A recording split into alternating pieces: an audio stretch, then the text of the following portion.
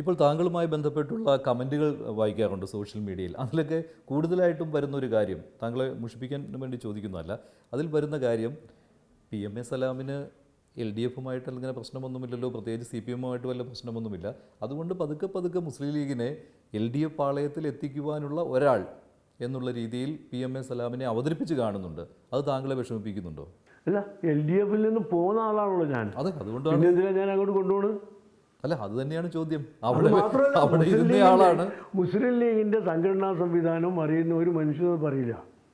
ഏതെങ്കിലും ഒരാൾ വിചാരിച്ചാൽ മുസ്ലിം ലീഗിനെ എങ്ങോട്ട് കൊണ്ടുപോകാൻ കഴിയില്ല. പാർട്ടി മൊത്തത്തിലെടുക്കുന്ന തീരുമാനം എന്താണോ അതിൻ്റെ കൂടെ ഉണ്ടാവും. ആ പാർട്ടിയിൽ ആ തീരുമാനത്തെക്കുറിച്ച് ചർച്ച ചെയ്യുമ്പോൾ അവനവൻ്റെ അഭിപ്രായം പറയും. ഇപ്പോൾ ഞങ്ങൾ UDFിൽ ഉറച്ചു നിൽക്കുന്നു. അതിൻ്റെ ഏറ്റവും പ്രധാനപ്പെട്ട ഘടകമാണ് UDFിൻ്റെ ശക്തി വർദ്ധിപ്പിക്കാനും നഷ്ടപ്പെട്ട അധികാരങ്ങൾ തിരിച്ചെടുക്കാനും കേരളത്തിലെ ജനതയെ ഇന്നത്തെ ദുർഭരണത്തിൽ നിന്ന് മോചിപ്പിക്കാനുമുള്ള ഏറ്റവും വലിയ ഉത്തരവാദിത്വം. ഞാനൊന്ന് ഇടപെട്ടെ. അല്ല, താങ്കൾ അത് പറഞ്ഞ് ഇപ്പോൾ എന്നുള്ളൊരു വാക്ക് താങ്കൾ ഉപയോഗിച്ചു. അതല്ലേ പറയാൻ പറ്റൂ. കാലാകാലവും എന്ന് ആർക്കെങ്കിലും പറയാൻ പറ്റുമോ? ഇതുവരെ ഞാൻ താങ്കൾക്ക് അമിതമായ ആത്മവിശ്വാസം എന്ന് പറഞ്ഞു. ഇവിടെ താങ്കൾ ഈ കാലാകാലങ്ങൾ എന്ന് പറയുമ്പോൾ എപ്പോഴും UDFിൽ ഉണ്ടാവുകയില്ല എന്നൊരു സൂചനയല്ലേ അത്? ഉണ്ടാവും എന്ന് വെക്കാനോ? ഉണ്ടായേക്കാം.